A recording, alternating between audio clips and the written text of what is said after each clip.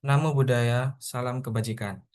Pertama-tama, marilah kita panjatkan puji syukur kepada Tuhan Yang Maha Esa, karena atas rahmat-Nya kita dapat berkumpul di acara pencerdasan Theo Asli dalam keadaan sehat walafiat. Sebelum memulai acara, marilah kita sejenak berdoa agar acara hari ini dapat berjalan dengan lancar. Berdoa dapat dimulai.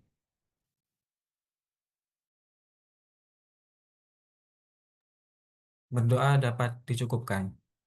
Sebelumnya, perkenalkan saya Fabian, sebagai MC pada siang hari ini, mewakili panitia ingin mengucapkan terima kasih kepada seluruh peserta yang telah mendaftar dan menjadi bagian dari TOAS 2025. Semoga dengan adanya TOAS ini, persiapan ujian sertifikasi PAI kita dapat lebih sempurna. Sebelum ke rangkaian acara selanjutnya, saya akan membacakan rangkaian acara pada pagi hari ini yang tersusun atas: 1. Pembukaan. 2. Sambutan Ketua Pelaksana. 3. Pembacaan SOP. 4. Pemberian materi, latihan soal, dan tanya jawab oleh tutor. Dan kelima, dokumentasi, dan yang terakhir adalah penutup. Selanjutnya adalah sambutan dari Ketua Pelaksana Tryout Himasakta 2025, yaitu Mas Joshua Purwantono. Kepada Mas Joshua, saya persilahkan.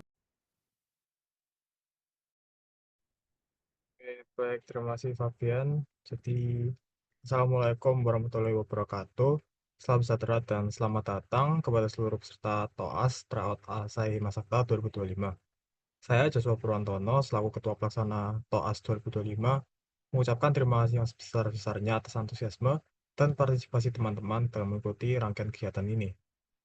Tidak lupa, saya juga ucapkan terima kasih kepada seluruh teman panitia yang telah bekerja keras, serta kepada seluruh peserta yang telah mempercayakan TOAS sebagai bagian dari persiapan kalian. Semoga TOAS 2025 dapat memberikan manfaat nyata dan menjadi langkah awal menuju kesuksesan kalian di ujian PAI mendatang. Selamat mengikuti rangkaian kegiatan TOAS, jangan takut mencoba, terus belajar, dan tetap semangat. Wassalamualaikum warahmatullahi wabarakatuh. Terima kasih kepada Mas Joshua atas sambutannya yang diberikan. Sebelumnya, saya ingin mengingatkan kepada teman-teman untuk mengisi absensi yang telah dikirimkan panitia pada kolom chat Zoom. Berikutnya, saya akan membacakan beberapa peraturan yang harus diikuti oleh peserta selama acara ini berlangsung. Di antaranya, 1. Peserta diharapkan menyalakan kamera saat acara berlangsung dan menggunakan virtual background yang sudah disediakan oleh panitia. Pada saat acara penutupan, peserta wajib menyalakan kamera. Jika terdapat kendala, peserta dapat memberitahu panitia melalui private chat Zoom. Kedua, peserta diwajibkan untuk mengubah format nama sesuai dengan ketentuan, yaitu peserta underscore nama. Contoh, peserta underscore Irza Rasyad.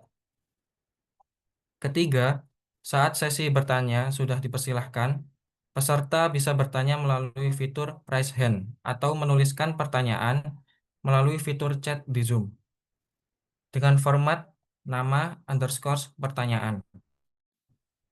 Keempat, selama mengikuti acara, mikrofon dapat dinonaktifkan atau di-mute, kecuali jika sudah dipersilahkan oleh moderator atau MC.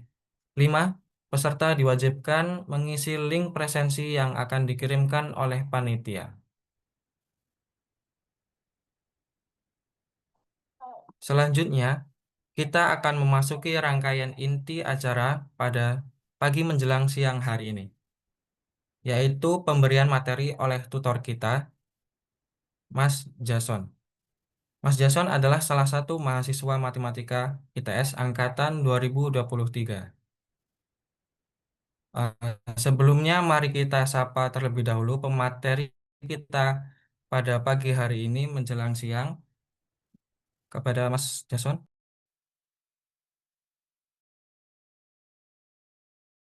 Iya, Apa kabar Mas Jason? Gimana hari baik, ini? baik, Baik. baik, baik, baik. apakah udah siap nih buat nyampein materi kepada teman-teman? Siap, siap. Tapi ini aku izin dulu ya. Aku nanti jelasinnya pakai whiteboard sama aku izin off cam selama jelasin ya. Takut apa kendala internet dan sebagainya begitu. Baik, Mas. Selanjutnya langsung saja daripada berlama-lama, saya serahkan kepada Mas Jason untuk pemberian materi. Kepada Mas dipersilahkan. Ya, sebentar ya, saya buka whiteboardnya dulu ya. Tolong dibukakan whiteboardnya.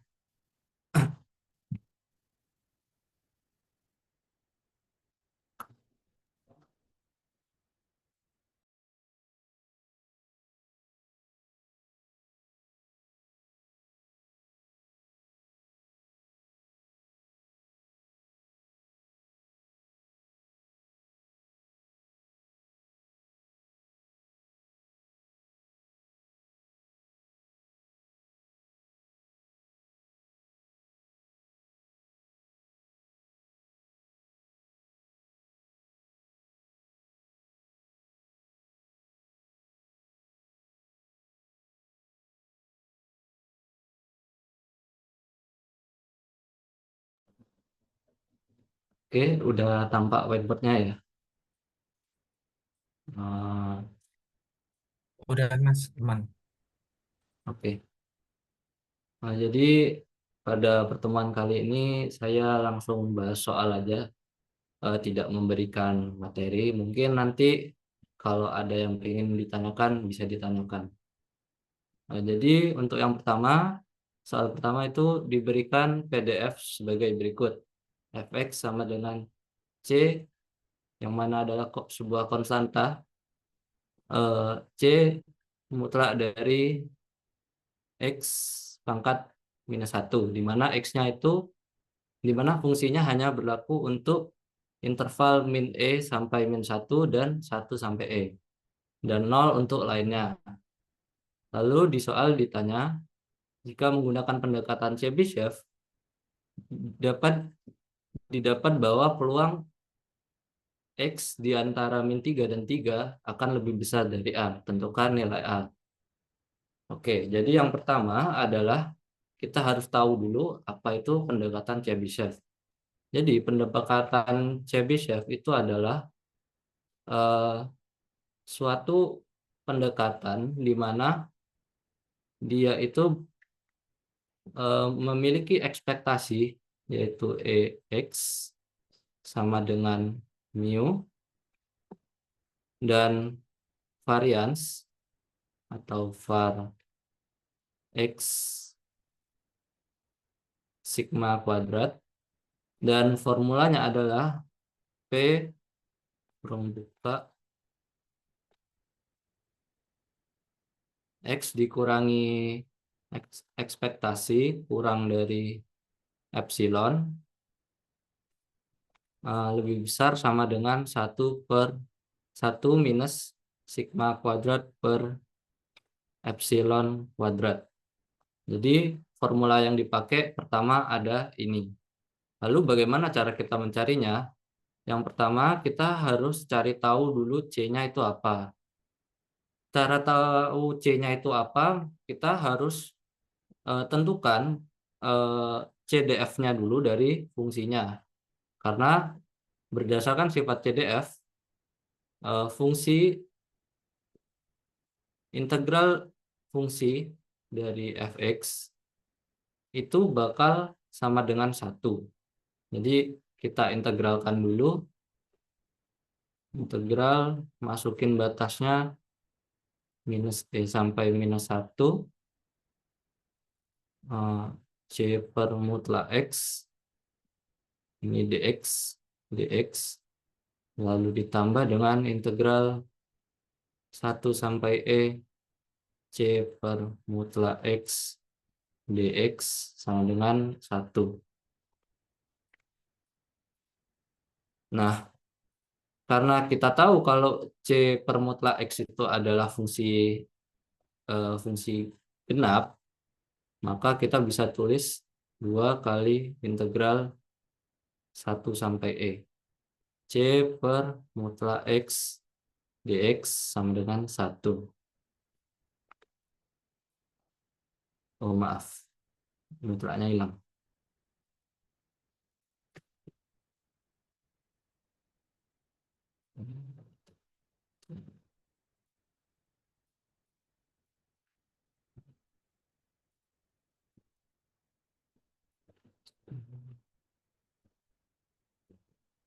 Oke. Lalu kita pindah ruas, maka kita dapatkan integral 1 sampai E C per X dx sama dengan 1. Lalu kita integralkan biasa, kita dapat C dikali ln X, di mana X-nya berjalan dari 1 sampai E, ini per 2, sama dengan setengah. Oke, berarti kita substitusi aja. Ln E sama dengan 1, kita dapat C. Ln 1 sama dengan 0, jadi kita dapat 0. Maka kita dapat C sama dengan setengah. Sehingga kita dapat Fx sama dengan 1 per 2 mutlak X. Untuk X berada di interval min E sampai min 1 dan interval 1 hingga E.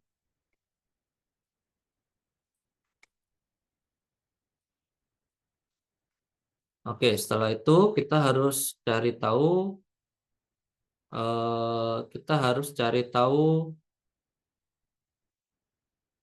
sigma kuadrat. Nah, sigma kuadrat ini kan kita harus cari tahu sigma kuadrat. Nah, sigma kuadrat ini sama dengan varian dari X, di mana varian ini sama dengan ekspektasi X kuadrat dikurangi ekspektasi X yang dikuadratkan. Maka kita harus cari tahu dulu ekspektasi X kuadratnya. Nah, kita cari tahu yang ekspektasi X-nya dulu aja. Ekspektasi X sama dengan integral batasnya X fx dx.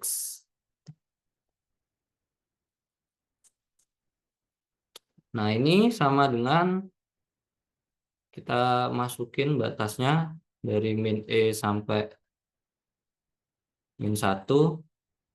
Lalu kita punya X per 2 mutlak X dx ditambah dengan integral 1 sampai E X per 2 mutlak X dx.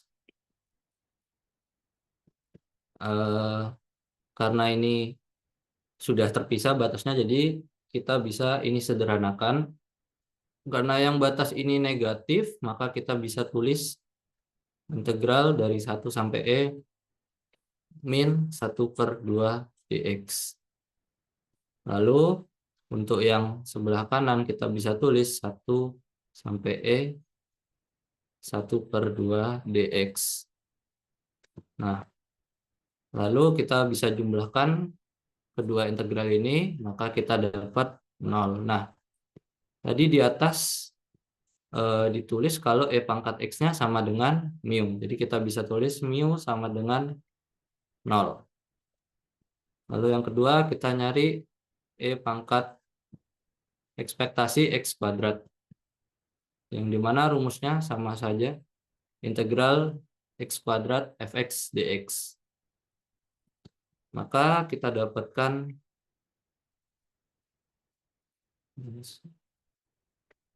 min E, integral min E sampai min 1 X kuadrat per 2 mutlak X dx ditambah dengan integral dari 1 sampai E X kuadrat per 2 mutlak X dx.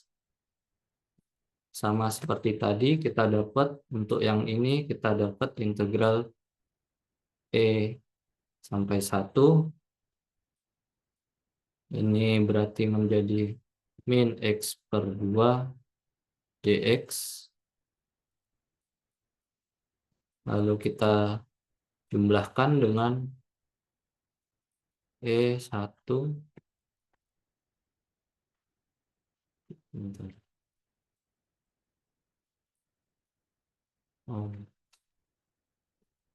Maaf, ada kesalahan. Sebentar.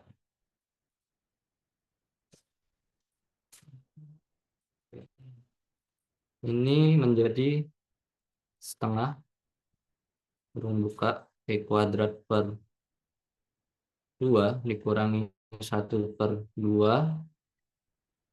lalu ditambah dengan E pangkat 2 per 2 dikurangi setengah.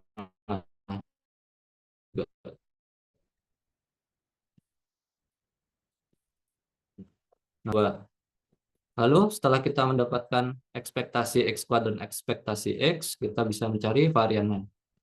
Varian X sama dengan ekspektasi X kuadrat dikurangi dengan ekspektasi X yang dikuadratkan.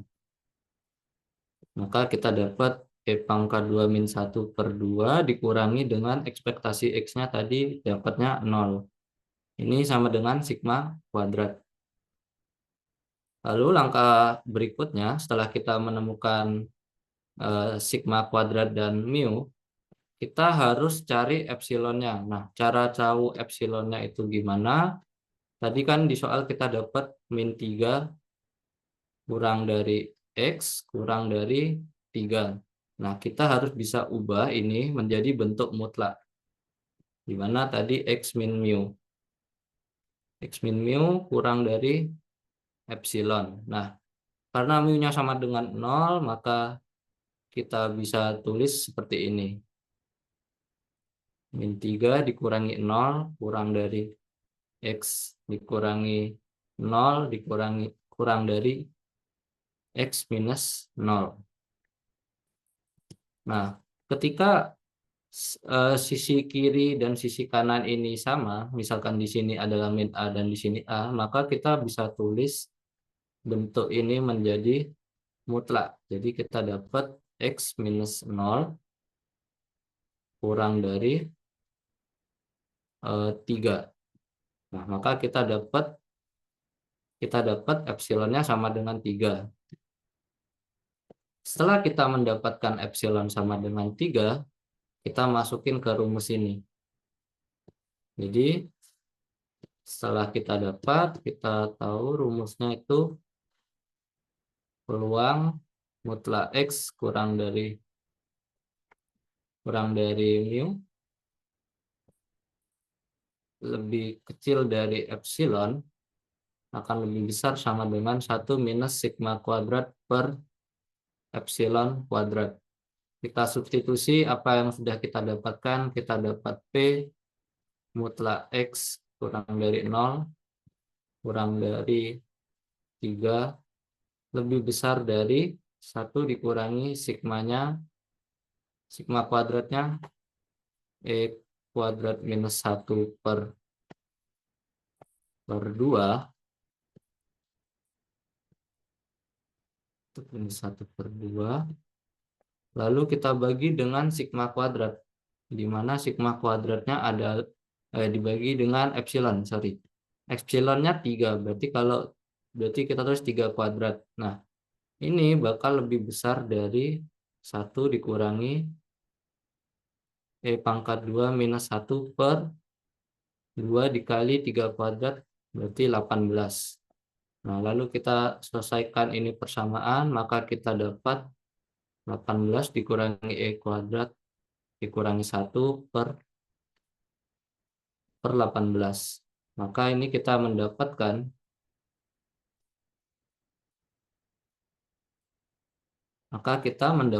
19 dikurangi E pangkat 2 per 18. Di mana tadi di soal nilai ini sama dengan A. Jadi untuk soal ini, jawaban yang tepat adalah C. Jawaban yang tepat C. Oke, sampai di sini mungkin ada yang mau ditanyakan mungkin.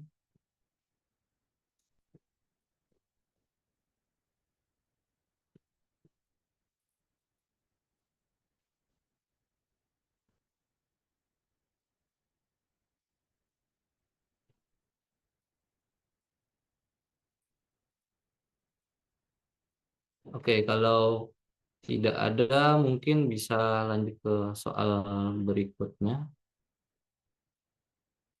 Saya taruh sini saja.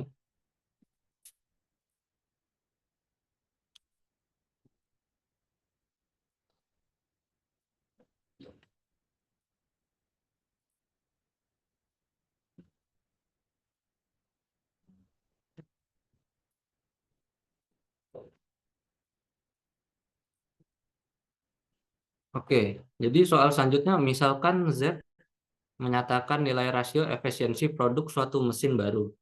Nilai Z didefinisikan sebagai berikut, di mana Z-nya adalah len T. Z sama dengan len T. Lalu T adalah waktu kerja efektif mesin dalam jam per hari yang terdistribusi seragam pada interval 1 hingga E⁻3. Jadi T itu terdistribusi seragam atau kita bisa sebut uniform. Uniform 1 sampai E⁻3. Lalu ditanya persentil ke-30 dari variabel Z. Nah, jadi persentil ke-30 itu sama kayak 30/100 karena persentil. Jadi kita dapat 0,3. Nah, lalu karena di situ dijelaskan T-nya berdistribusi seragam, maka kita harus tuliskan rumus distribusi seragam, di mana jika kita punya T berdistribusi uniform dari A sampai B interval, maka kita dapat Fx sama dengan 1/B-A. Nah, pada kasus ini berarti kita bisa tulis Fx sama dengan 1/E⁻3 - 1.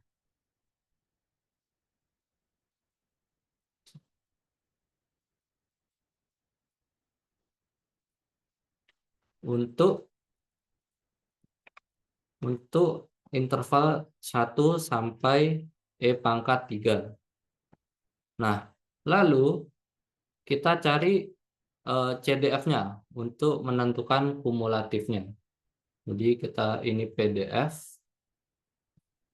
kita ubah ke CDF, berarti kita integralkan Fx dari 1 sampai T, di mana T-nya itu tidak boleh melebihi E⁻3 itu sendiri. Dx, maka kita punya integral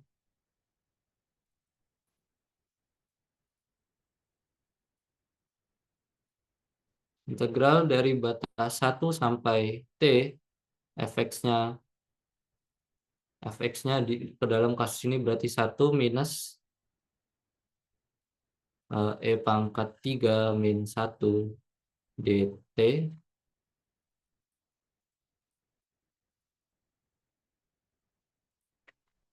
maka kita dapat hasil integralnya T minus 1 per E⁻3 - 1 untuk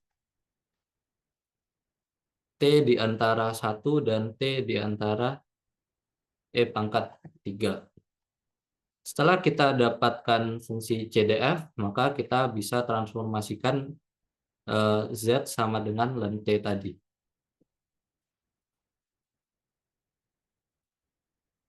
Karena Z sama dengan len T, maka kita bisa inverse-kan untuk mencari T-nya. Berarti kan T sama dengan E⁻Z. Atau kita bisa tulis T kecil sama dengan E⁻Z kecil. Sehingga kita bisa substitusi dari yang CDF yang awalnya bervariabel T ke yang CDF bervariabel Z.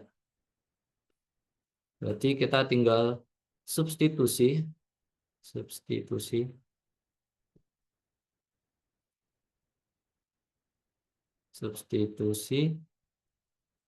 T sama dengan E⁻Z.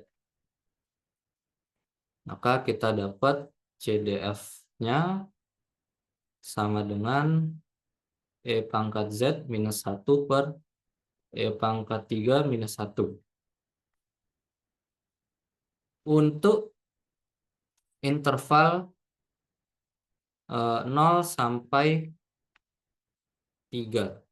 Kenapa 0 sampai 3? Karena ketika kita masukin ke sini, eh, ketika T-nya sama dengan 1, maka kita dapat Z sama dengan 0. Ketika T-nya sama dengan E pangkat 3, maka kita dapatkan Z-nya sama dengan 3.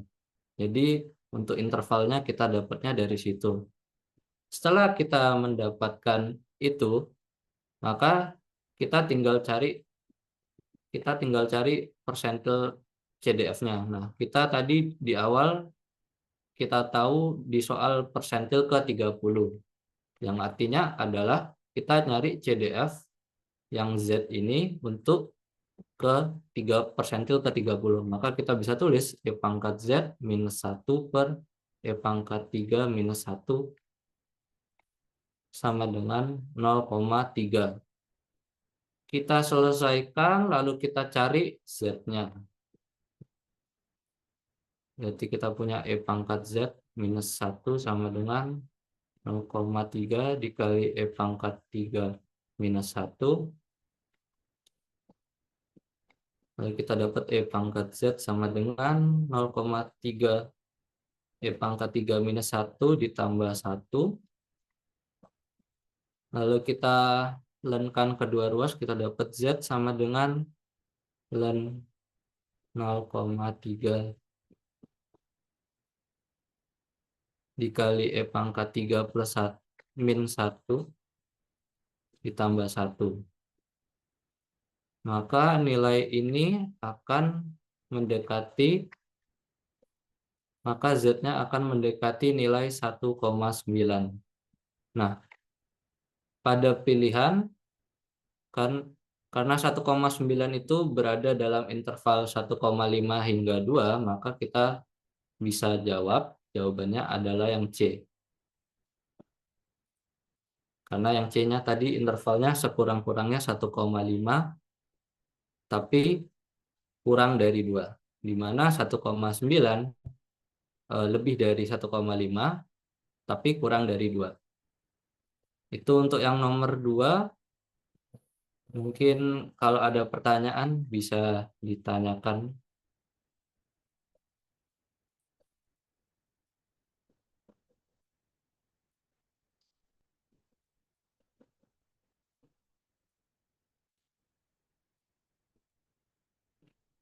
Apakah tidak ada pertanyaan? Jika tidak ada, mungkin bisa saya lanjutkan.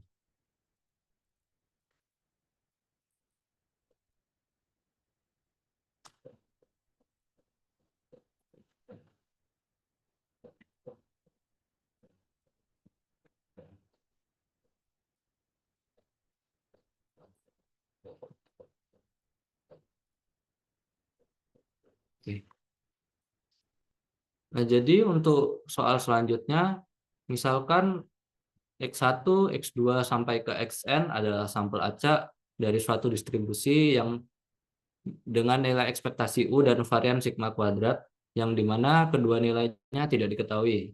Lalu diberikan dua statistik yang sudah tertera pada soal. Lalu kita ditanyain apakah manakah yang benar mengenai estimator dari mu. Ini mu ini maksudnya. Oke. Jadi pertama kita harus tahu dulu estimator tak bias itu apa. Jadi untuk menentukan estimator tak bias kita harus mencari nilai ekspektasinya terlebih dahulu.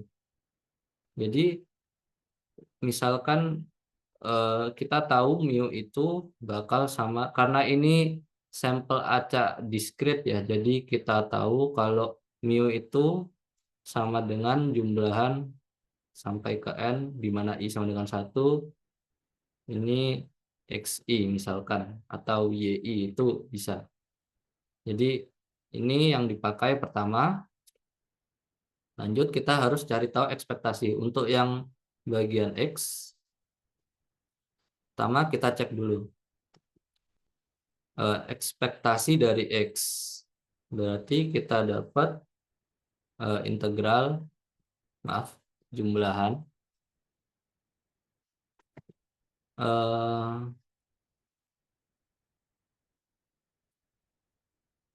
ekspektasi kita masukkan 1/n ekspektasi n i sampai 1 xi.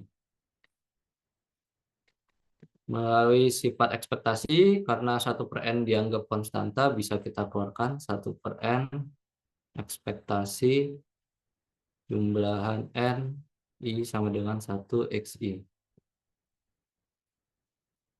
Oh iya, ini ekspektasi.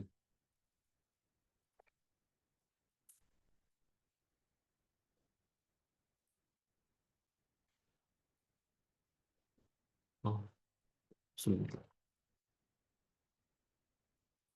Oh, enggak. Sebentar.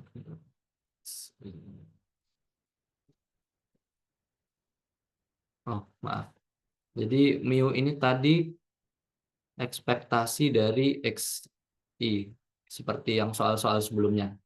Oke, jadi di sini ada simbol sigma.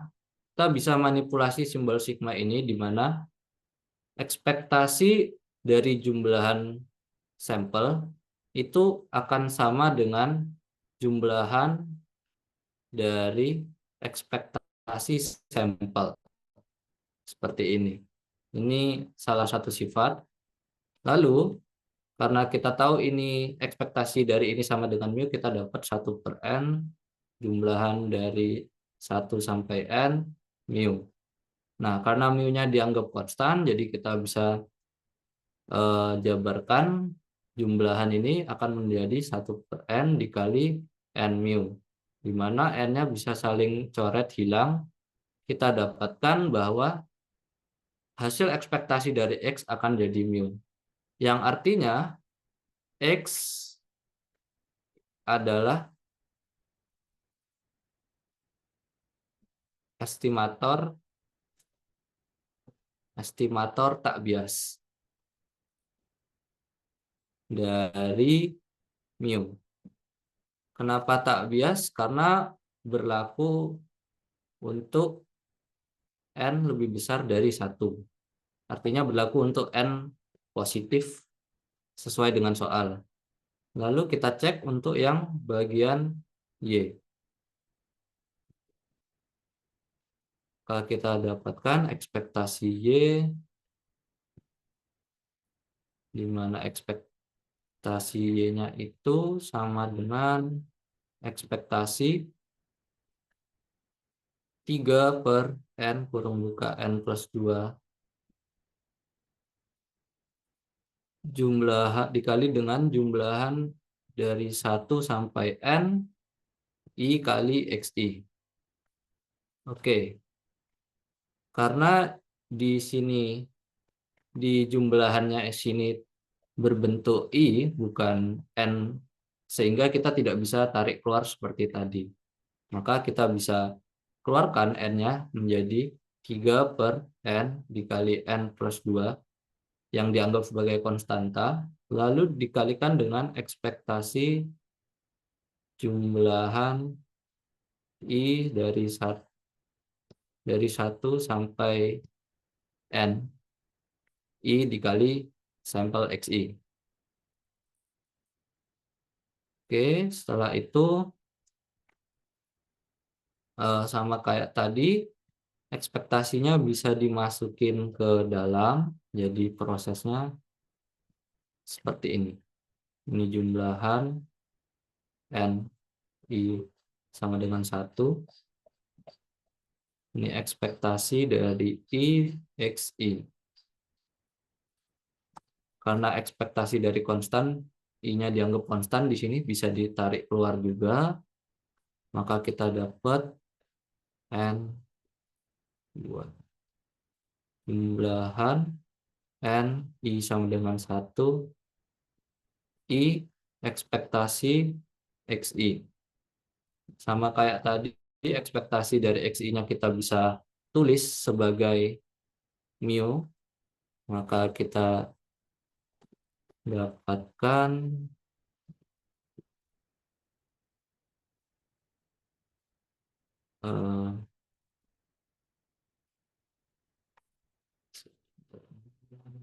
n sama dengan 1 I dikali mu.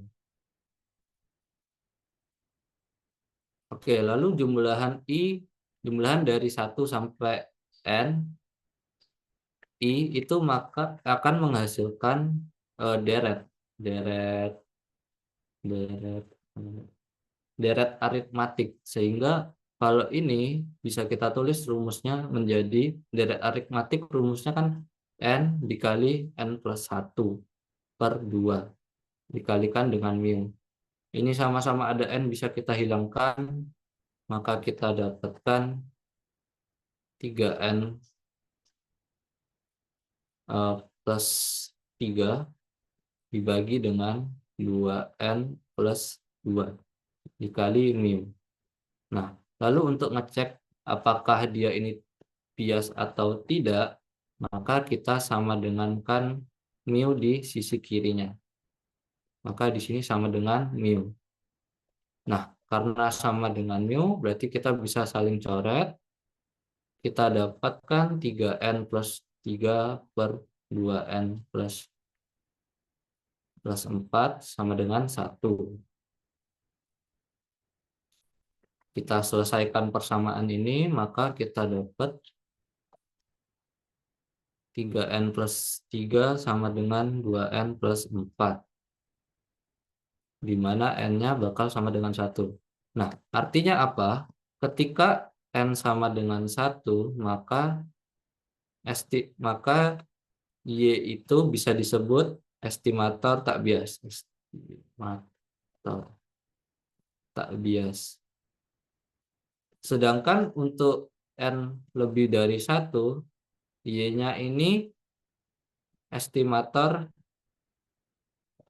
bias.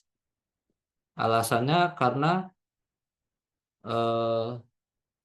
n-nya berlaku hanya untuk n sama dengan 1. Sehingga kesimpulannya adalah Y adalah estimator bias karena n sama dengan 1. Jadi itu alasannya, sehingga bisa kita simpulkan bahwa jawaban dari soal ini yang benar adalah B kesimpulannya, di mana tadi X-nya estimator bias dan Y-nya X-nya estimator tak bias dan Y-nya estimator bias. Seperti itu.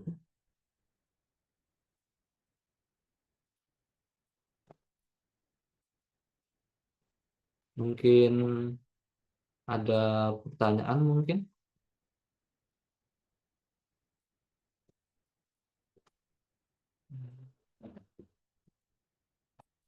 Jika tidak ada, bisa saya lanjutkan dulu.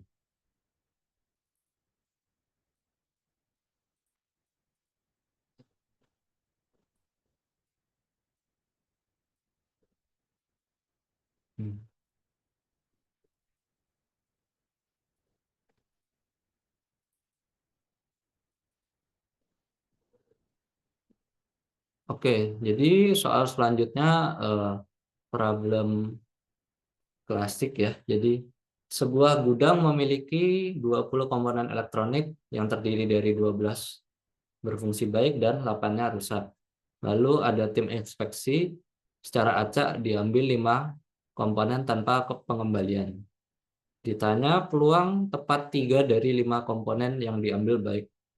Nah, jadi kalau untuk kasus ini menggunakan distribusi hipergeometrik. Ya, hipergeometrik. Alasannya karena peluangnya kita harus menghitung 2 kali, karena di sini diketahuinya 20, 12, dan 8, lalu kita diambil 3 dari 5. Jadi kita bisa tulis formulanya kita tulis yang ditentukan, jadi N itu adalah populasi total alias yang diketahui di awal yaitu 20. Lalu kita punya K besar, di mana kita misalkan K itu adalah yang berada di soal, berfungsi baik. Jadi K itu yang ditanyakan soal. Lalu kita dapat N min K, di mana N min K itu yang rusak alias 8. Selanjutnya kita ditanya 5 dan 3, ditanya 3 yang berfungsi baik dari 5 komponen. Nah, 5 komponen ini kita simbolin N yang artinya sampel, lalu K yang adalah yang kita cari dari sampel. Nah, dari sini kita bisa tulis distribusi geometri hipergeometrinya dengan rumus P X sama dengan X sama dengan K, maaf. Di mana rumusnya adalah K besar K dikali dengan N min K N min K besar dikurangi N min K kecil per N besar N kecil. Nah, jadi kalau mungkin belum hafal sama ini rumus, jadi simpelnya seperti ini. Simpelnya itu, jadi yang sini, yang sebelah kiri ini adalah kita mengambil yang ditanyakan di soal. Karena di soal ditanya yang baik, kita ngambil berarti yang berfungsi baik. Yang bagian atas kita ngambil total populasinya. Jadi K besar itu total populasi yang ditanyakan di soal. Lalu K kecil adalah sampel dari yang ditanyakan di soal. Lalu yang sini kita cari banyaknya cara mengambil yang rusak. Jadi logikanya tuh kita nyari banyaknya cara mendapatkan yang baik, lalu dicari banyaknya cara mendapatkan yang buruk, lalu dibagi dengan banyaknya cara mendapatkan 5 dari 20. Cara sampel yang ini. Oke, jadi kalau kita masukin, kita dapat kombinasi 12/3 dikalikan dengan 82 dibagi dengan 25. Jadi selalu yang pertama yang ditanyakan ditaruh bagian kiri, lalu yang di bagian kanan sini ini sisanya. Jadi 2 ini hasil dari yang buruk tadi, karena di soal kita ditanyakan 3 yang berfungsi baik, maka otomatis 2-nya pasti buruk. Seperti itu. Oke, kita hitung, kita dapat yang atas ini, yang atas ini 220 dikali dengan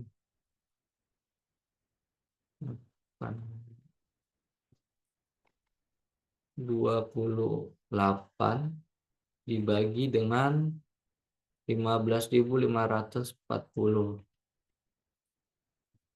Ini bakal sama dengan 6.160 dibagi dengan 15.504. Nilai ini akan beraproksimasi di 0,3973. Karena ditanya 3 angka di belakang koma, maka ini kita bisa taksirkan, kita dapatkan 0,397 saja. di mana pada soal itu pilihan yang D. Sehingga seperti itu. Apakah ada yang mau ditanyakan mungkin?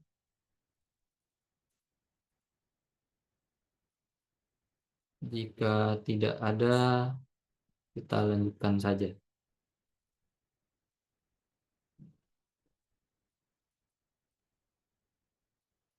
Oke, selanjutnya kita punya soal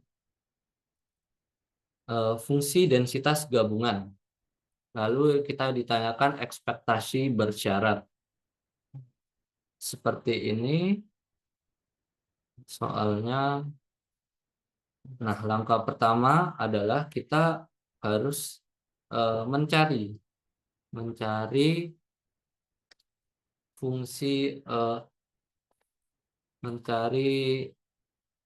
fungsi marginalnya dulu. Setelah itu baru kita dapatkan fungsi bersyaratnya, baru kita ekspektasikan. Jadi karena di sini ekspektasi Y bersyarat X, maka kita harus mencari fungsi marginal atau fungsi bagian yang memuat X saja. Alasannya karena f Y bersyarat X, Y bersyarat X sama dengan X, ini sama dengan f X, Y dibagi dengan f bersyarat X, X. Seperti itu. Jadi kita harus cari yang ininya dulu. Oke, kita cari berarti fx bersyarat fx marginal kita dapatkan dengan cara mengintegralkan. Karena x dan y itu saling tidak berkaitan satu sama lain, maka kita langsung masukkan saja batas integralnya. Dan ini perspektif integralnya terhadap y, karena kita mau menyisakan variabel x saja. Seperti itu. Jadi ini dy. Setelah kita selesaikan integralnya, maka kita dapatkan x.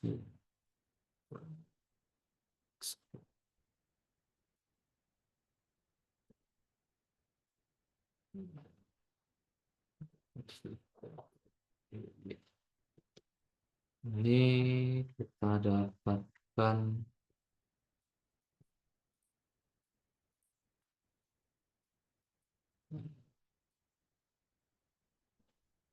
x y kuadrat dikurangi 3x kuadrat y kuadrat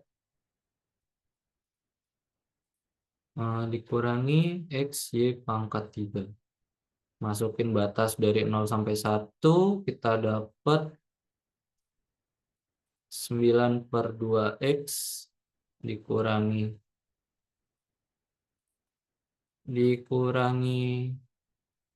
3x kuadrat dikurangi x. Seperti ini. Selanjutnya, setelah kita dapat ini, kita bisa bagi sama soal yang awal tadi. Atau ini karena kita bisa, ini masih bisa diselesaikan, berarti kita dapat 7/2x dikurangi 3x kuadrat. Atau kita bisa tarik keluar 3x kurang buka, berarti ini kita dapat 7 x 7/6 dikurangi x. Alasannya karena di sini tadi. Jadi f y bersyarat x untuk y bersyarat x sama dengan kita tulis lagi 3xy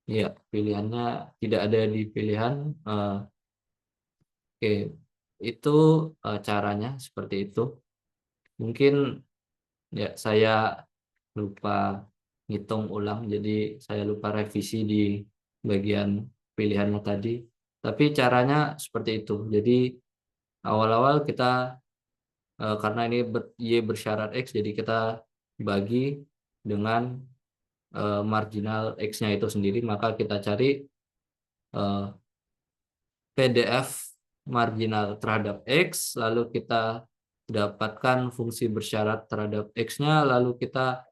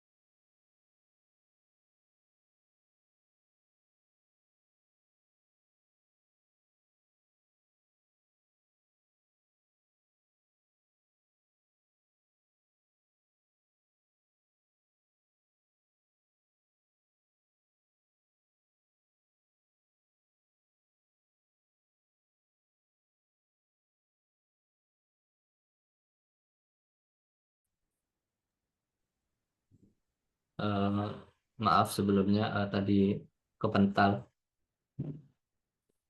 Sebentar, saya coba kembali ke yang tadi.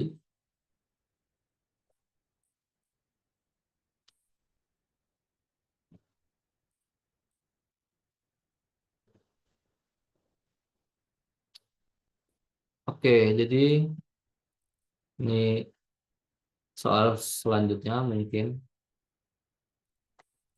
Sebentar ya.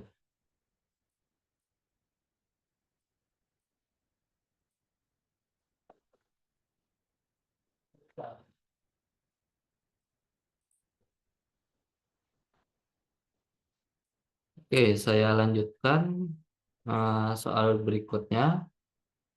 Jadi di soal diketahui misalkan X adalah total biaya makanan dan Y adalah total biaya minuman yang dibeli seorang pengunjung di Ayam Gepuk Pak Gembus dengan diketahui sebagai berikut.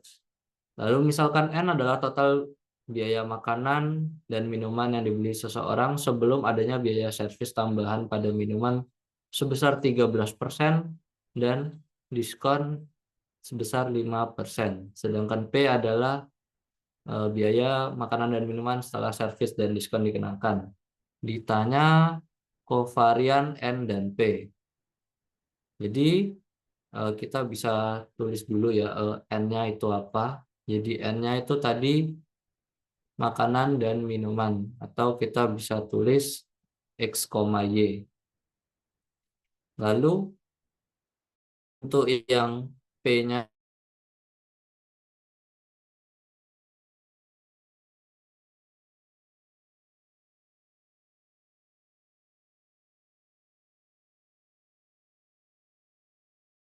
itu dikurangi 5%, itu X-nya, koma, 1 ditambah 13% itu Y-nya. Itu Y-nya. Oke, berarti kita dapat P-nya 0,95 X, 1,13 Y. Ini yang pertama. Lalu kan ditanya kovarian dari N dan P. Berarti kita harus cari kovarian dari N, P. Di mana nanti kita tulis ini kovarian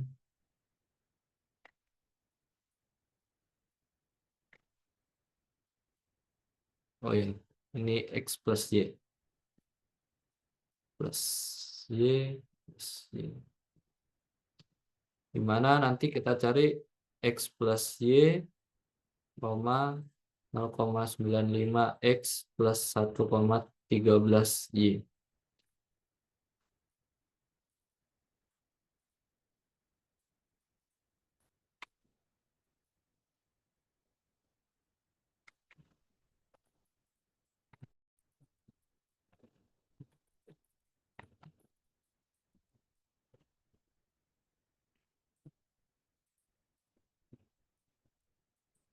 Oke.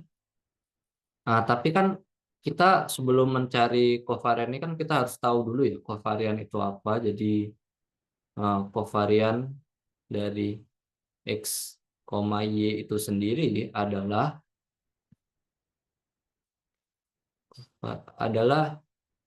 ekspektasi dari X, Y dikurangi ekspektasi X dikali ekspektasi Y.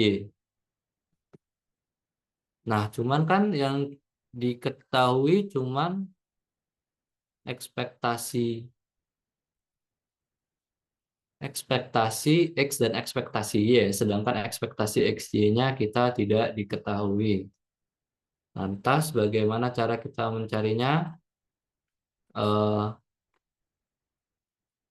kita kita bisa nyari juga XY-nya nanti dengan kita harus cari tahu dulu kovariannya itu ada rumus lainnya. Jadi kovarian itu kita bisa tulis kovarian dari X, Y sama dengan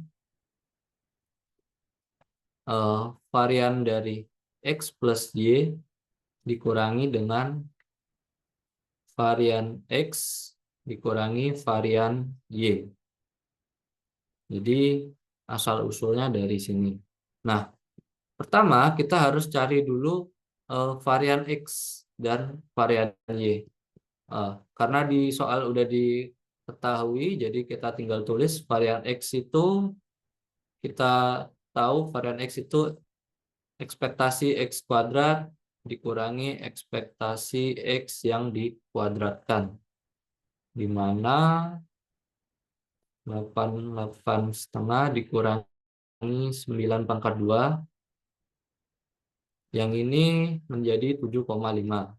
Ini yang pertama. Lalu yang varian Y itu ekspektasi Y kuadrat dikurangi ekspektasi Y yang dikuadratkan. Ekspektasi Y kuadratnya 19. Ekspektasi Y yang dikuadratkan berarti 4 kuadrat. Di mana ini akan menjadi 3. Nah, lalu kita bisa masukkan ke sifat yang ini untuk mencari kovarian. Jadi kita tahu kovarian X, Y sama dengan varian X plus Y-nya diketahui 27. Dikurangi varian X-nya 7,5, varian Y-nya 3. Maka, oh maaf, ini dua kovarian XY sama dengan varian X plus Y dikurangi X var Y. Maka di sini berarti tinggal dibagi 2 saja. Ini berarti kita dapat 10,5.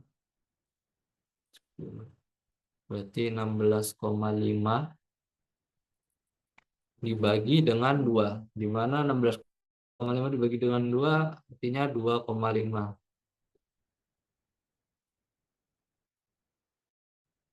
Oke, setelah itu kita harus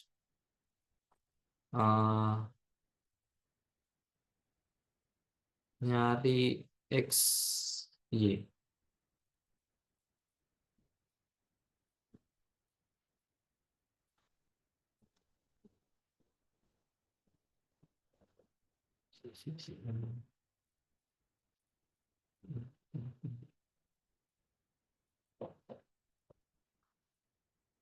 Nah,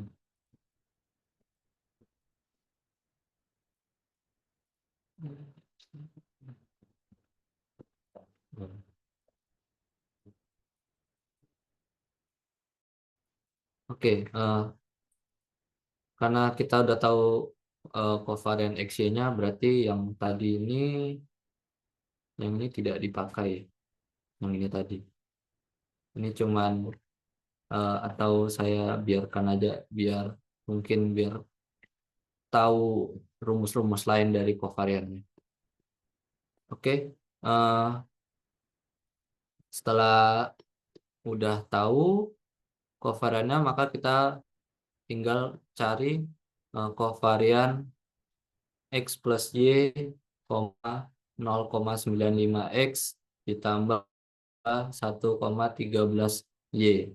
Nah, kita bisa selesaikan ini menggunakan linearitas covarian. Maka kita bisa tulis covarian X, 0,95 X ditambah dengan, atau saya tulis di bawah aja deh.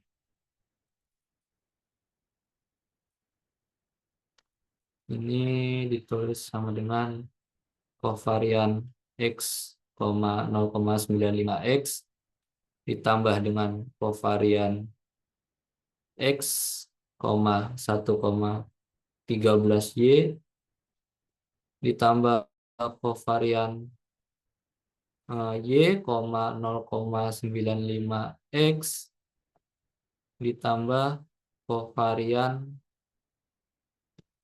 Y, 1,13Y.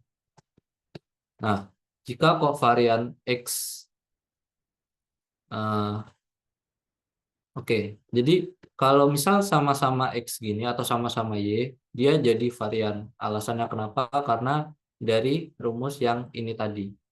Rumus yang ini, kalau kita tulis covarian X, X, maka dia dapatnya varian. Karena kan varian itu ekspektasi X kuadrat dikurangi ekspektasi X yang dikuadratkan.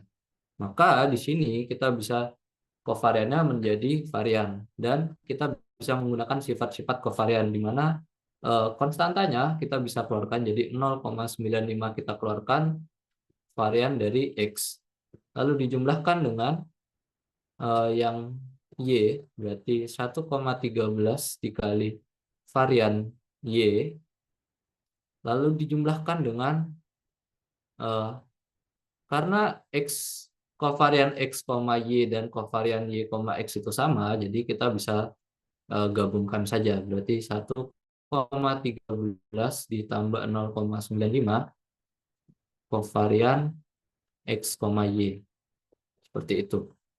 Jadi kita tinggal masukin 0,95 dikali varian X-nya tadi 7,5 ditambah 1,13 varian Y-nya itu tadi 3 ditambah, berarti ini jadi 2,08 dikali covariannya 8,25.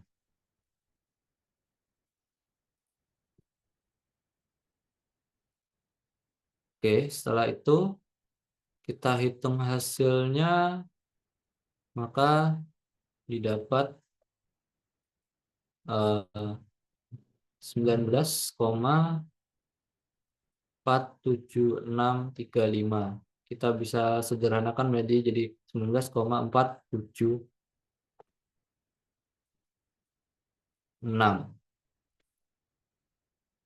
Sehingga ini hasilnya, kita tinggal ambil jawabannya. Berarti jawabannya adalah C.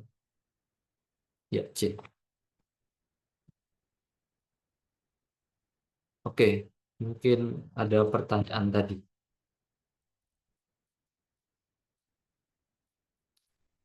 Apakah ada pertanyaan?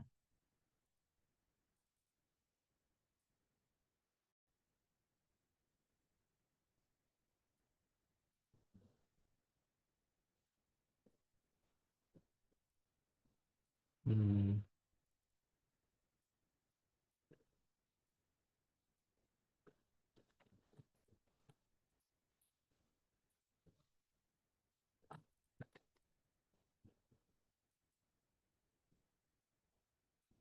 Oke, ini dari Charles tadi. Kalau ekspektasi X terhadap Y sama dengan Y, berarti integralnya terhadap X ya? Iya, karena eh, yang tadi itu, mana soalnya tadi?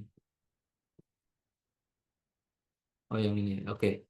Yang tadi itu kita integral, pokok kita gampangannya ngelihat di bagian kiri dari tanda tanda absolutnya itu tadi. Kalau misal di bagian kirinya itu Y, berarti otomatis sorry, kita lihat di bagian kanannya. Jadi kalau di kanannya misal di sini X, berarti kita integralinnya terhadap yang di bagian kiri. Kalau misal di bagian kirinya X, lalu di bagian kanannya Y, berarti kita integralinnya terhadap X. Seperti itu. Ini kasus kalau cuman dua variabel. Ada kasus mungkin kalau 3 variabel begitu, sama kita tinggal ngelihat aja yang di kiri garis ini berapa variabel, yang di kanan garis berapa variabel. Nanti kita ngintegralinnya terhadap yang di bagian kiri garis gitu. Jadi karena ini kebetulan cuman 1 variabel, jadi terhadap Y aja. Kalau misal kita kasusnya X1, X2, dan X3 gitu, misalkan X1, X3 terhadap X2, berarti nanti kita integralinnya terhadap X1 dan X3, seperti itu. Jadi, seperti itu. Mungkin adakah pertanyaan? Berarti integralnya 2 kali. Iya, benar. 2 kali. Integral lipat. Disesuaikan saja sama jumlah variabel yang ada. Seperti itu. Itu mungkin trik gampangnya. Seperti itu. Apakah ada urutan integral? Oke. Untuk kasus yang ini kita bahas atau masuk sesi Q&A aja ya. Tidak lanjut soal mungkin. Oke. Eh, itu urutan itu kita ngelihat dari batas integral. Nah, untuk kasus ini kan 0 kurang dari sama dengan X, Y kurang dari sama dengan 1. Nah, karena X dan Y itu tidak terkait atau tidak ada hubungannya, maka kita urutan tidak dipentingkan. Ada kasus contoh, misal waktu itu saya mengerjakan tugas. Tugasnya itu batas integralnya seperti ini. 0 kurang dari sama dengan X1 kurang dari sama dengan X2 kurang dari sama dengan X3 kurang dari sama dengan 1, di mana f X1, X2, X3 itu sama dengan 6 X1, X2, X3. Ini soal saya waktu itu. Nah, ditanyanya waktu itu kalau nggak salah, sebenarnya ditanyanya sih agak gampang ya, cuman waktu itu saya tanya ke dosen saya kalau misal kasusnya yang bersyarat X1, X3 bersyarat X2. Nah, kan kasusnya X2-nya berada di tengah. Berarti ini masalah interval. Kita ngeceknya, misalkan kita mau ditanya f X3. Untuk kasus ini fx3 berarti kita tinggal ngintegralin 2 kali. Berarti yang pertama itu terhadap X1. Berarti kita ngambil batas X1-nya yang ini. Nah, batas X1 yang ini berarti kita dari mana? Dari 0 sampai bukan sampai 1, tapi sampai ke X sampai ke X3. Lalu batas yang kedua dari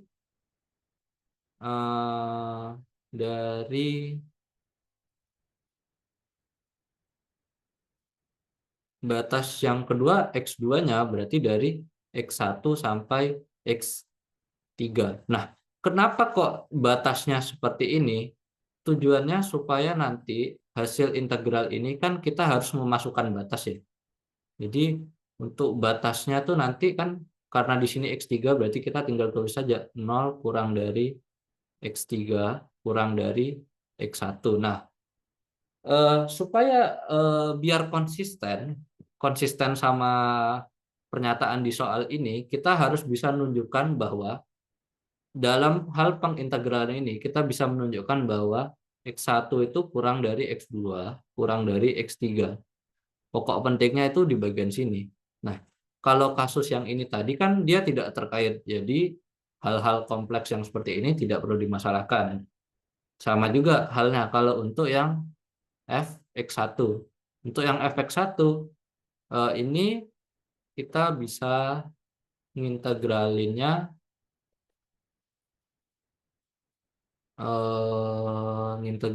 berarti dari 0 sampai X2 dan 0 sampai X3. Ya, seperti ini. Jadi yang membedakan adalah batas atasnya sama yang ini batas bawah. Karena dilihat dari kasusnya aja. Jadi kalau misal kayak contoh kasus ini X1 berarti kan dia di paling kiri. Nah, berarti 0 ini harus include di batas bawah. Sedangkan X3 di sini, X3-nya ini harus include di batas atas. Seperti itu. Oh, maaf. Ini kalau saya tidak salah, ini harusnya 1 kayaknya. Sebentar.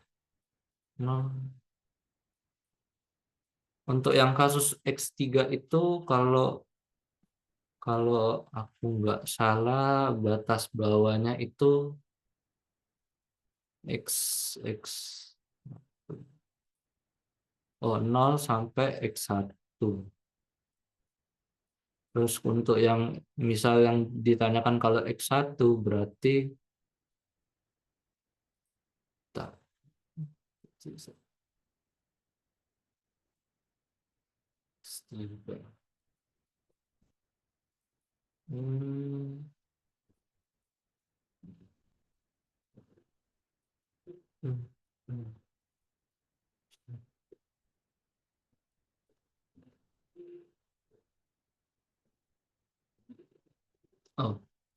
oh ya.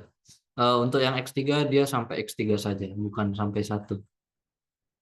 Sedangkan yang X1 tadi dia itu sampai dari 0 karena ini tadi. Atau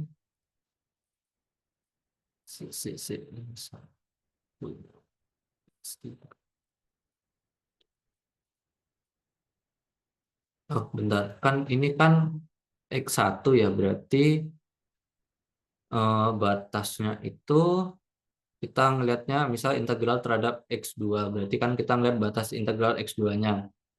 Ini batas atasnya 1. Yang ini batas atasnya 1. Yang ini batas bawahnya yang berubah.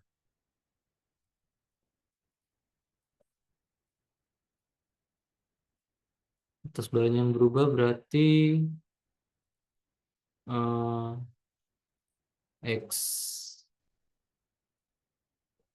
X1 sampai X2.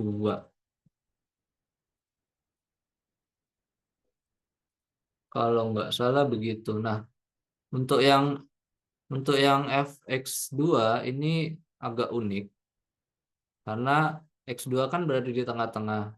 Jadi untuk menentukan x1 dan x3 dia itu nanti untuk yang batas x1 dia dari 0 sampai x2, yang x3 dia dari x2 sampai 1.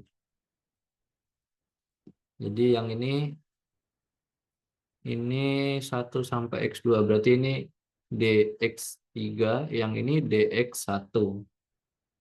Yang ini dx3, dx2. Ini dx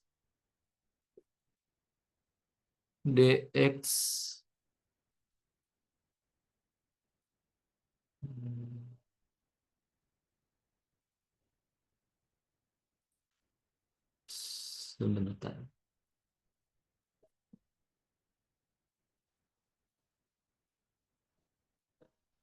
Oh, 2 dx1. Jadi ini integralnya kalau mau dibolak-balik sebenarnya nggak apa-apa, cuman mungkin yang aku lebih tekankan, misalkan kamu mau ngintegralin terhadap dx1 dulu, baru dx2 itu boleh. Cuman lebih ke ini aja sih, apa batas integralnya jangan sampai ketukar, itu aja. Jadi kayak contoh kayak gini nih ya. Terus kamu misal ini kan terhadap dx3 dulu, baru dx1. Kalau kamu mau tukar misal terhadap terhadap dx1 dulu yang diintegralkan seperti eh seperti seperti ini harusnya boleh sih. Jadi kasusnya ada banyak. Ada juga kadang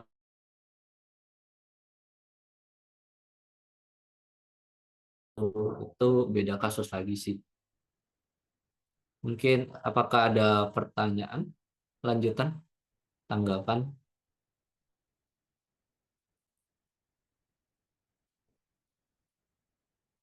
Apakah ada lanjutan dari Charles, tanggapan?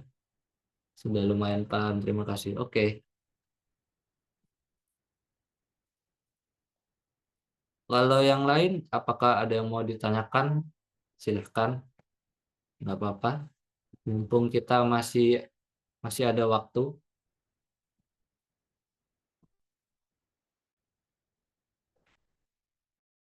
sekitar berapa menit ya? 10 ya, kalau tidak salah. Mungkin ya, takutnya kalau saya lanjutin satu soal, takut nggak cukup sih waktunya. Jadi ya,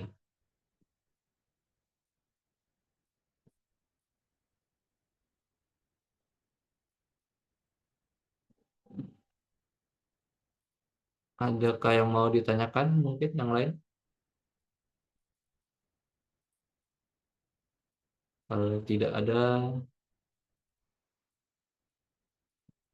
eh, saya coba deh satu soal. Kurang tahu sih cukup apa enggak. Coba.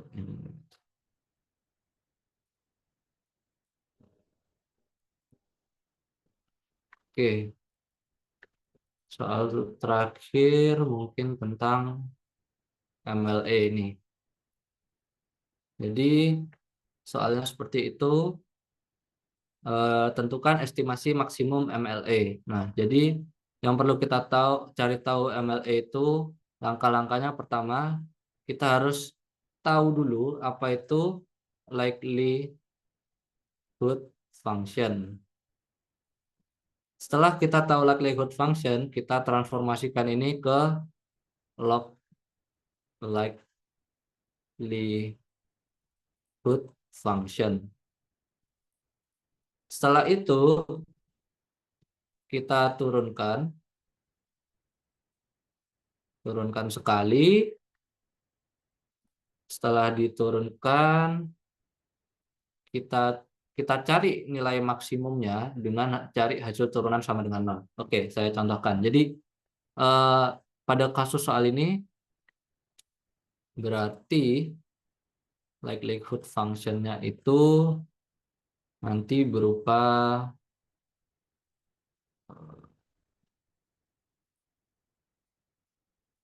gini. Likelihood function itu berarti kita tulis L beta sebenarnya L beta sama dengan F beta. Nah, kita dari kasus ini kita tahu beta metode A itu probabilitasnya beta, metode B 1 minus beta. Nah, lalu di situ 5 pelanggan acak dengan metode yang berbeda-beda seperti itu. Jadi metode A dia ada dua. Jadi yang dari kasus ini kita dapat metode A ada dua. Terus metode B ada tiga. Nah, berarti kita tinggal pakai salah satu distribusi saja. Jadi tinggal peluangnya kita pangkatin. Jadi untuk yang metode A kan ada dua, berarti nanti kita dapat beta kita kuadratkan. Lalu dikalikan dengan yang metode B, 1 min beta, ini kita pangkat 3. Sesuaikan dengan jumlahnya ini. Oke, setelah itu lanjut kita masuk ke log likelihood.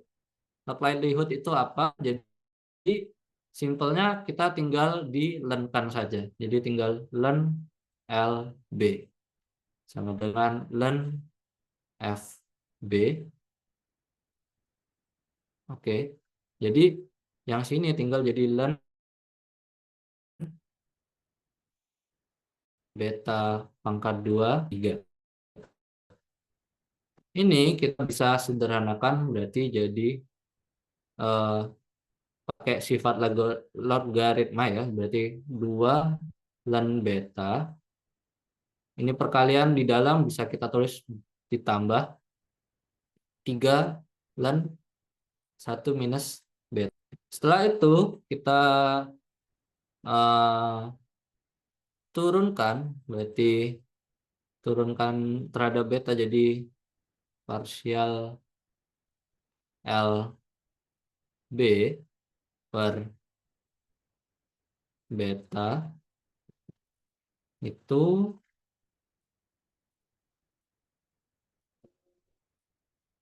maaf, ini diturunkan terhadap ln betanya, sorry. Oke, ini diturunkan berarti jadi 2 per beta. Ditambah yang ini berarti jadi 3 per 1 minus beta. Nah, log likelihood sudah, berarti lanjut ke tahap selanjutnya. Sudah diturunkan, kita sama dengan kan 0. Berarti kan kita dapat 2 per beta ditambah 3 per 1 minus beta sama dengan 0. Dari sini kita kali silang, berarti kita dapat 2 dikurangi 2 beta ditambah 3 beta sama dengan 0. Kita dapat beta sama dengan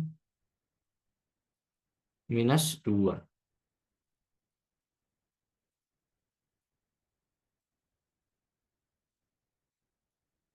Oh, bentar.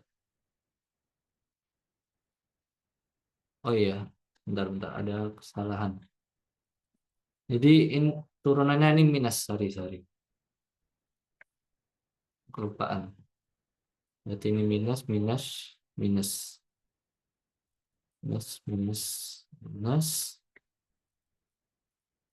Berarti kita dapat dari sini 5 beta sama dengan 2 didapat beta sama dengan 2 per 5. Jadi itu caranya. Ada waktu 5 menit, mungkin bisa ditanyakan terkait yang sudah dibahas mungkin.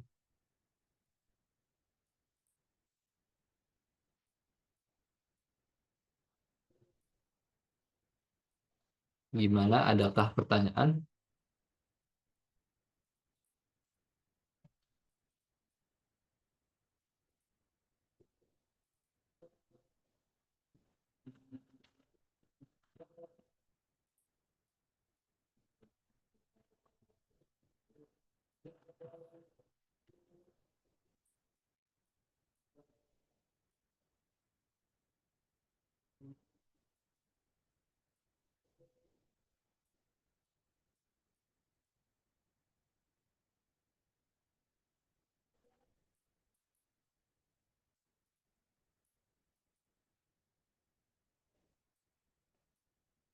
Masih bingung tentang likelihood? Mungkin bisa direview sekali lagi untuk soal terakhir. Oke.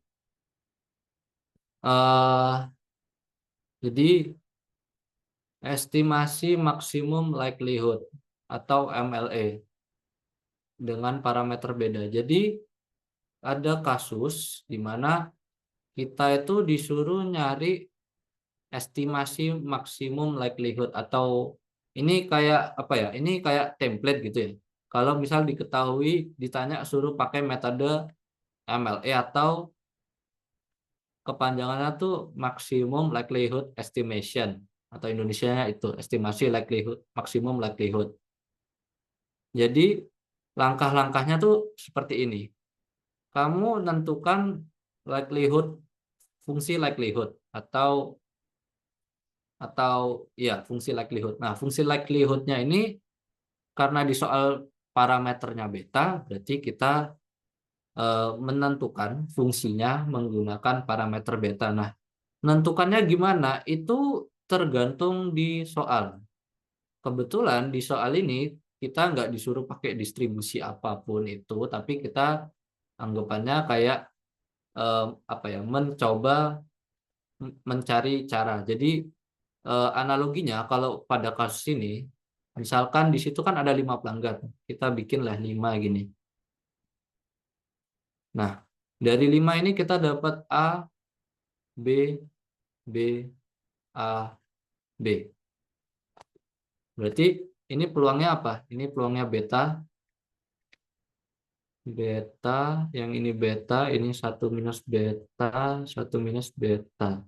Yang ini juga 1 minus beta. Nah, ini tinggal dikalikan saja dalam kasus ini.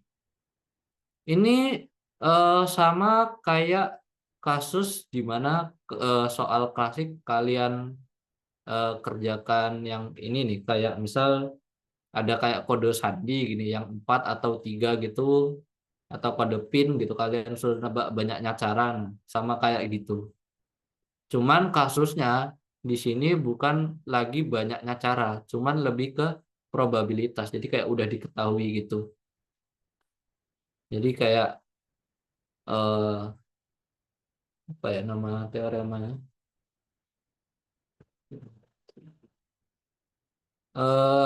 Mirip dengan distribusi distribusi distribusi.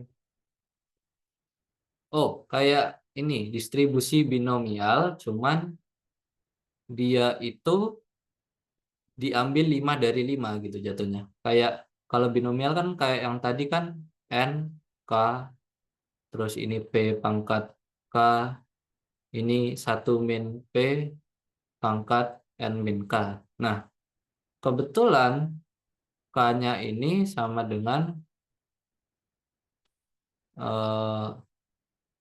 gimana ya ngomongnya, kayak dia kayak distribusi tapi bukan distribusi gitu, kayak peluang yang dikali terus menerus.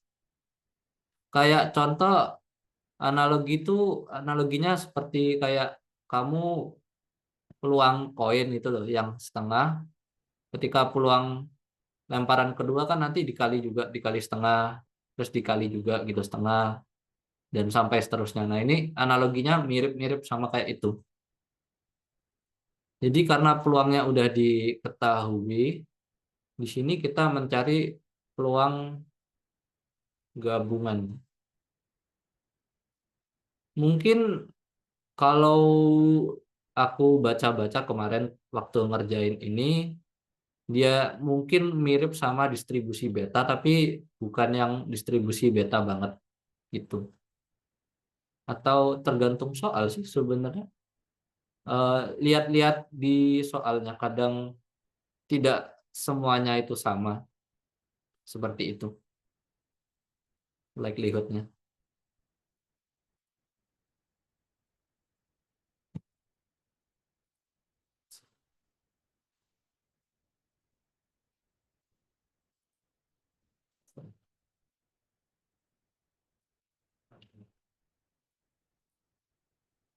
Gimana?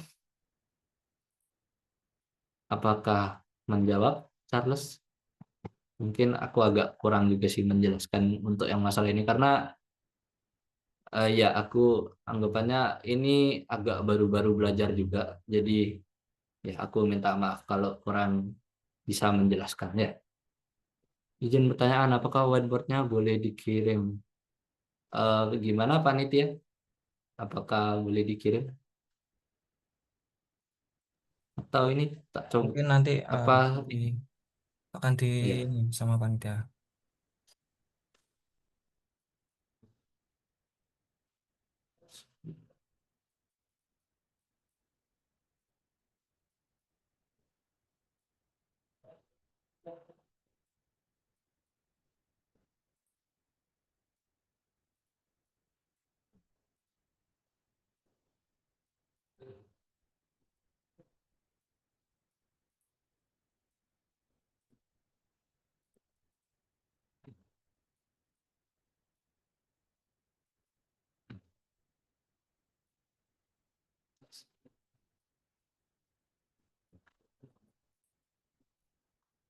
oke.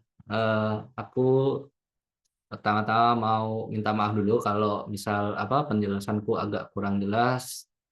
Ya, karena aku juga baru belajar begitu. Oke, sebelumnya terima kasih atas kesempatannya. Aku kembaliin ke panitia. Terima kasih.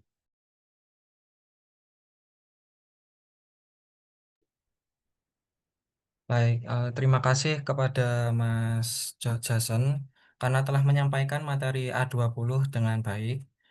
Mungkin karena keterbatasan waktu, sesi materi pada siang hari ini dapat kita cukupkan ya. Selain itu, peserta diharapkan untuk dapat mengisi link presensi yang telah dibagikan di kolom chat Zoom. Baik, selanjutnya acara dilanjut dengan dokumentasi bersama antara tutor, panitia, dan peserta. Kepada tim dokumentasi dipersilahkan untuk mengarahkan. Mohon untuk teman-teman menyalakan kamera dan menggunakan virtual background yang telah disediakan oleh panitia.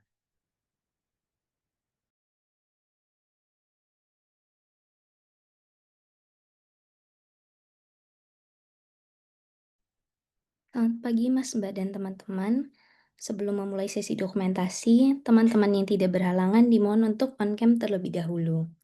Saya tunggu hingga jam 11:55. Terima kasih.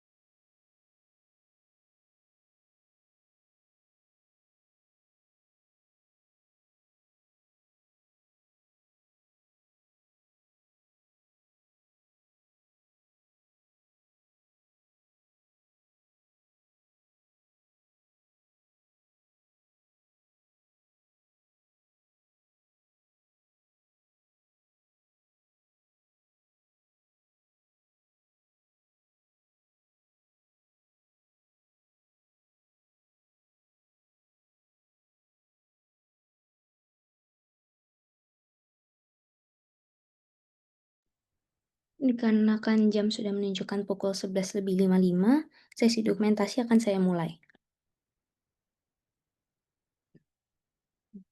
3, 2, 1. Ya, sesi dokumentasi bisa saya cukupkan. Terima kasih. Baik, terima kasih kepada tim dokumentasi. Nah, rangkaian acara pada siang hari ini dapat dicukupkan. Saya sebagai perwakilan panitia dan peserta sekali lagi mengucapkan terima kasih banyak kepada Mas Jason terkait materi A20 yang telah diberikan hari ini. Semoga kedepannya selalu diberikan kemudahan di setiap urusannya. Mungkin sebelum Mas Jason meninggalkan Zoom, ada sepatah dua kata atau tips nih untuk peserta dalam menghadapi ujian PAI sebentar lagi. Ya, kalau dari saya semangat belajarnya. Nanti ini aja, kalau misal melalui Zoom ini kurang, nanti bisa aja lewat saya. Kalau mau saya kasih tambahan juga nggak apa-apa kok kalau mau. begitu. Ya, cukup. Baik, sekali lagi terima kasih kepada Mas Jason. Kepada Mas Jason, apabila ada keperluan atau hal lainnya, dipersilahkan untuk meninggalkan Zoom. Terima kasih, Mas. Ya, saya izin keluar dulu ya. Terima kasih. Baik, tak terasa kali ini kita telah sampai di penghujung acara. Terima kasih saya ucapkan kepada tutor dan seluruh peserta yang telah mengikuti acara ini dari awal hingga akhir dengan seksama.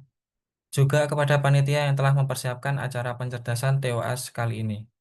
Untuk menutup acara hari ini, marilah kita sejenak berdoa agar apa yang kita lakukan pada siang hari ini dapat bermanfaat di kemudian hari. Berdoa dapat dimulai.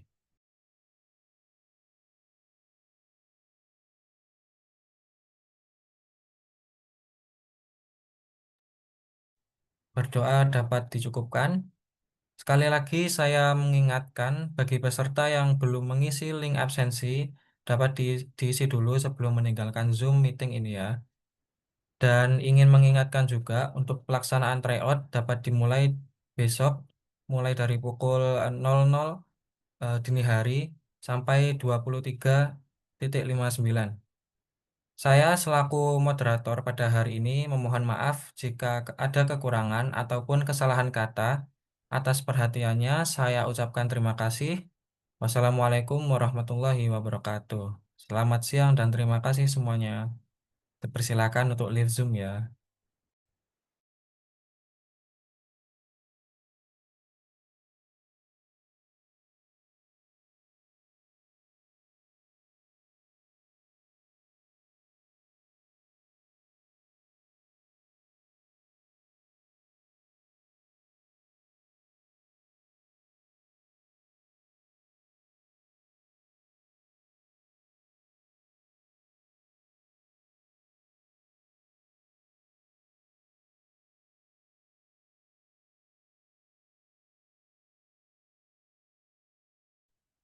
Oke, thank you Fabian udah ngisi ya. Maaf ya Mas. Jadi Ya kayak aman. kayak kurang gimana gitu. Enggak Wah, apa-apa. nyambi perwalian juga Mas. Oh iya, kamu udah Agak perwakilan, Mas? bingung. Oke, thank you. Sama-sama Mas. Boleh live sini. Boleh live ya ini Mas. Boleh.